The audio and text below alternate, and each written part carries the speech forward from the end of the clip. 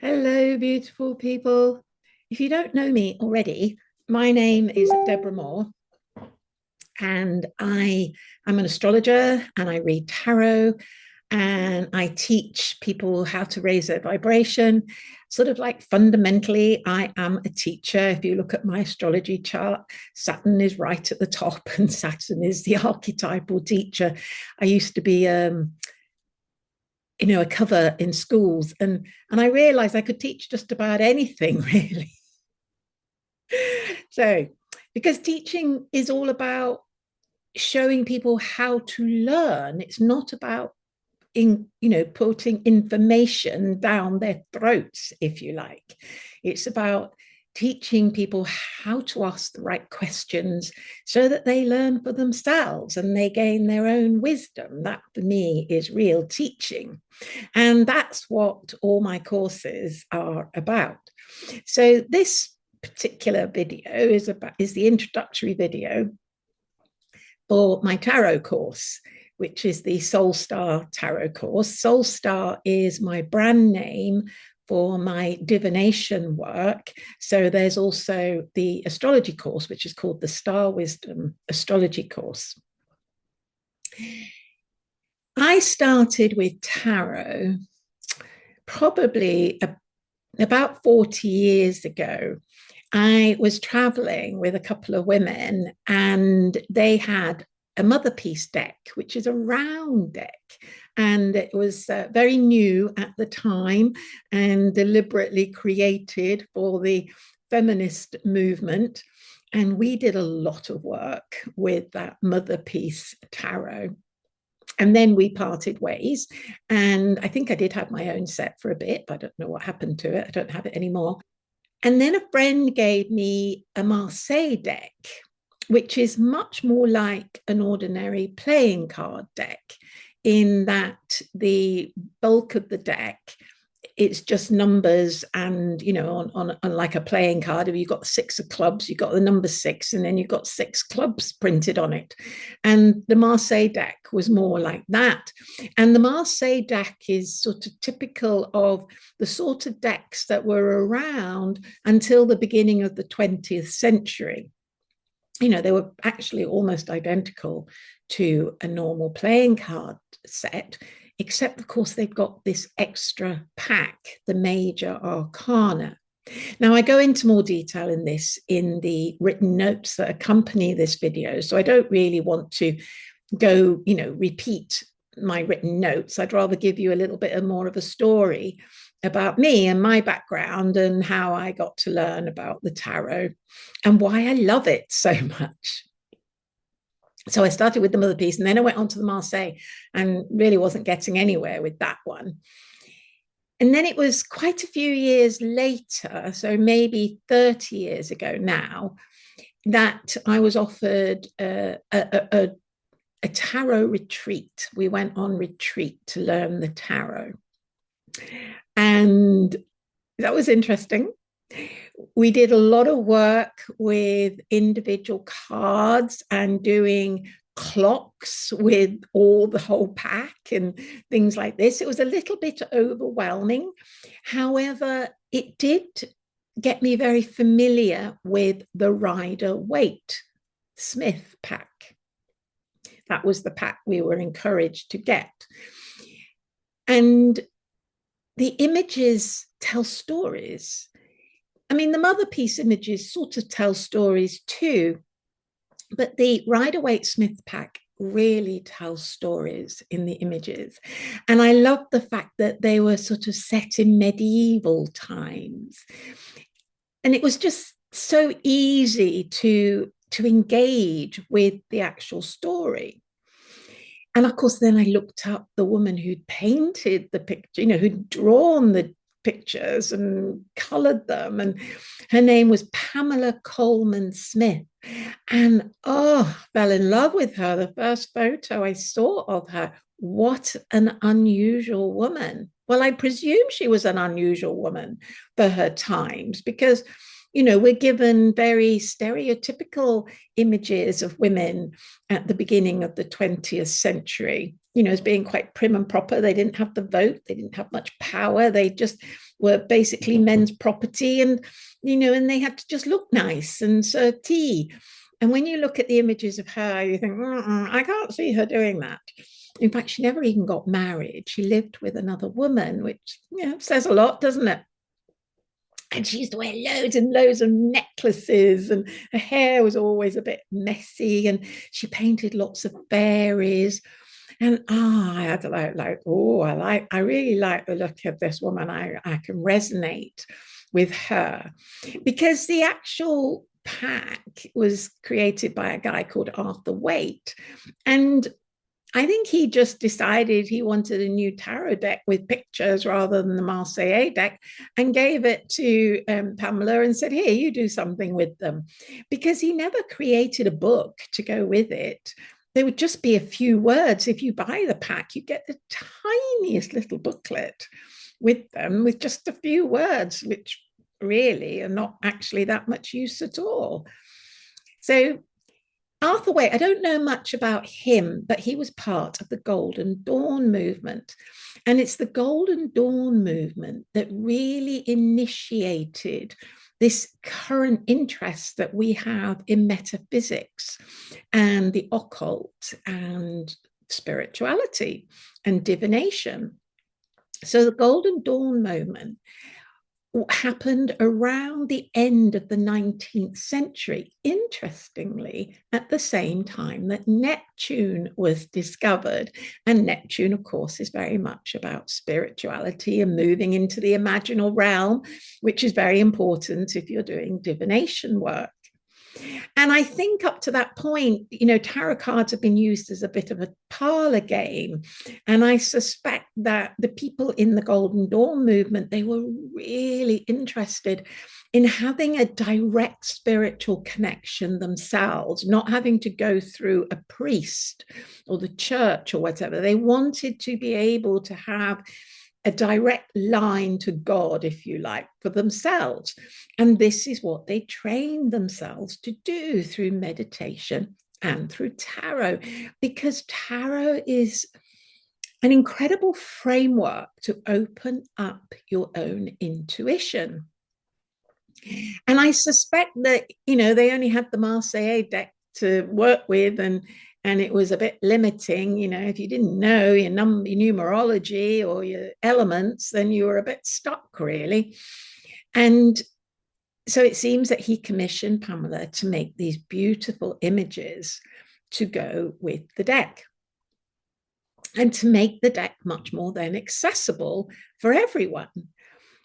Now, the Rider-Waite-Smith deck was the first deck to be given all these beautiful images and storylines. And since then, there are hundreds of decks, hundreds. You can actually get a tarot deck app, which I know has got 400 packs on it, and I'm sure it doesn't have all of them. I have got another pack myself called the Starman pack, which I see more as visual remedies, if you like. I tend to only use one card at a time, and I will just rest my eyes on it. It's got lots of sacred geometry in it and strange looking language, and it's just really vibrant colors and just so much detail in them. And they don't have a very clear sort of story. They're more like they'll change state.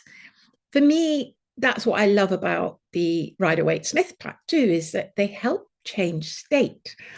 And for me, that's what we're looking for when we're doing divination readings. We're looking to change our state, because it's in changing our state that we will change the outcomes of whatever it is that we're doing. If we just keep plodding along in a particular state, then we're just going to be attracting back more of that state. If we can change our state, quantum physics tells us that then we will attract different outcomes. So for me, yeah, the tarot is very much about changing state. So off I go, having done this retreat, not much the wiser, really. But by then, I was already very heavily into astrology. I'd done the astrology diploma course, and I was really starting to work with astrology at a very spiritual level, looking, how astrology charts, how the planets, how they actually function at their highest frequency, rather than just, doom and gloom and, oh, they're going to beat you up and terrible is going to happen or whatever. I was much more like, I want to align with their highest frequency so that I know what's possible, rather than what's possible to high frequency, rather than just, because for me, if you tell someone that, oh, something bad is going to happen, well, something will bad was going to happen, because immediately the imagination starts creating it. So I would never, ever, ever, ever tell someone that something bad was going to happen. In fact, I wouldn't tell anybody that anything was going to happen, because we don't want to imprint on somebody else's imagination, because then we're overriding their free will. So I will always discuss options and possibilities. I will discuss energies. So you have the energy of Saturn coming to you. Now, okay, at very low vibration, you may feel a bit stuck, a bit restricted, a bit held back, and maybe you need to, look after your health. But Saturn is the most incredible planner and organizer. And what have you got coming up that you want to do that needs planning and organizing? And Saturn as well is all about mastery. So what do you need to do in order to be a master at this? And it's the same with the tarot cards. So, for example, the Four of Pentacles is a good one. Some people look at the Four of Pentacles and go, oh, that looks like a greedy card.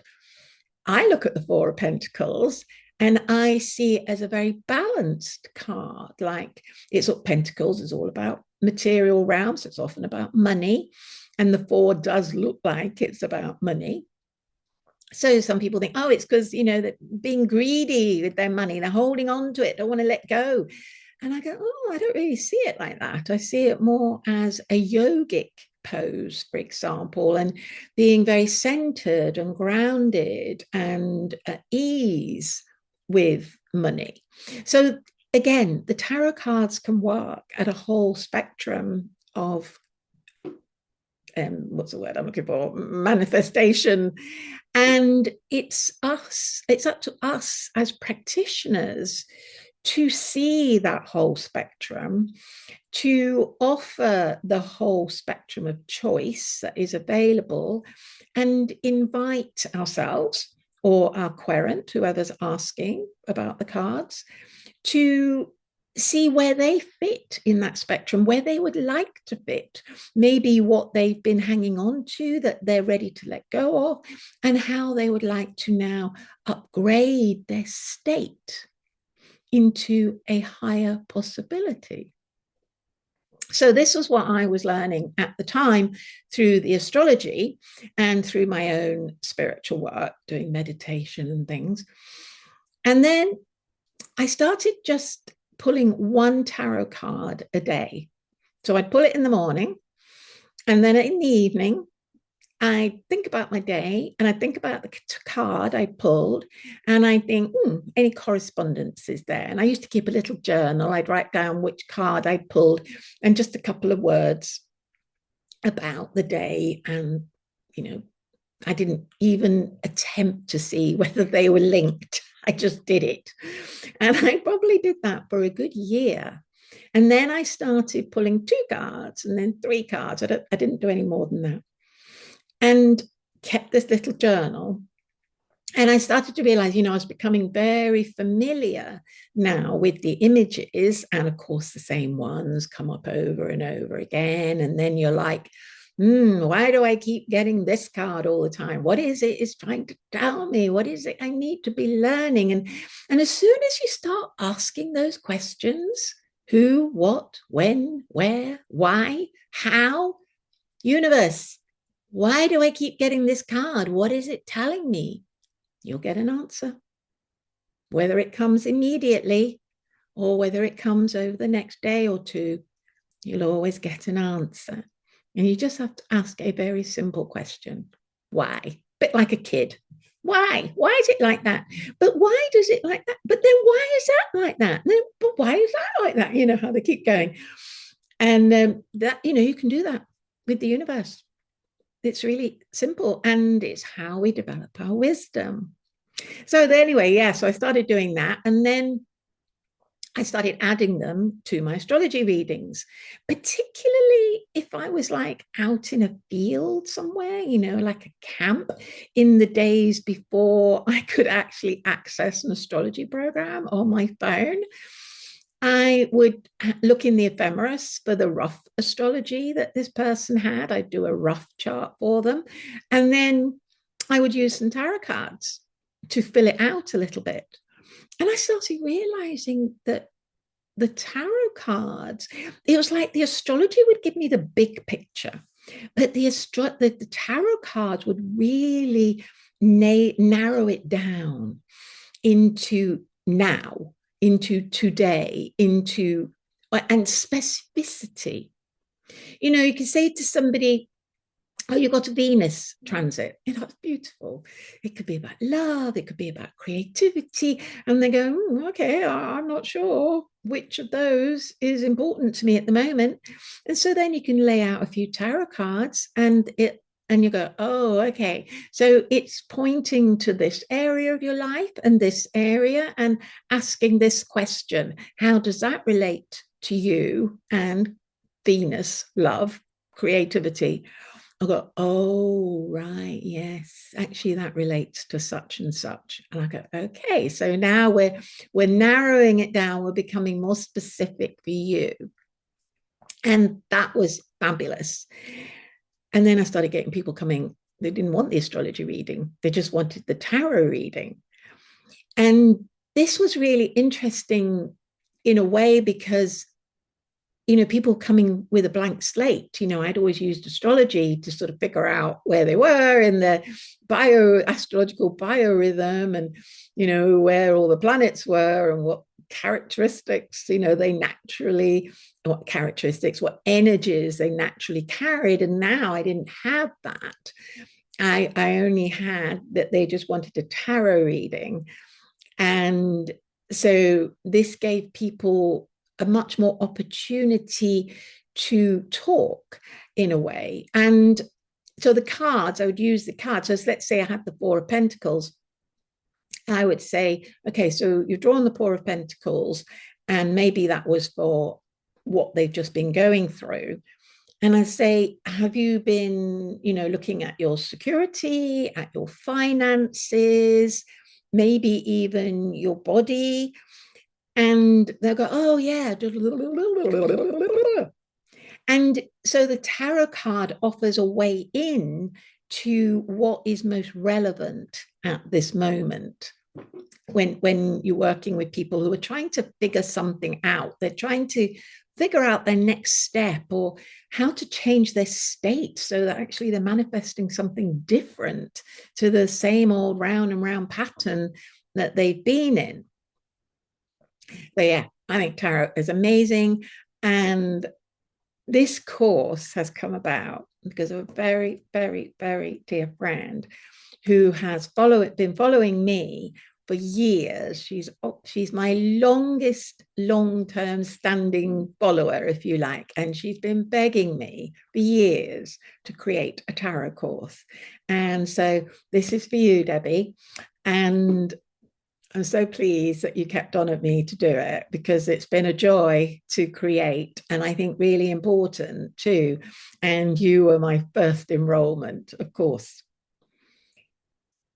So it's a really short course. It's just 6 20-minute videos, a bit like this. where I'll talk and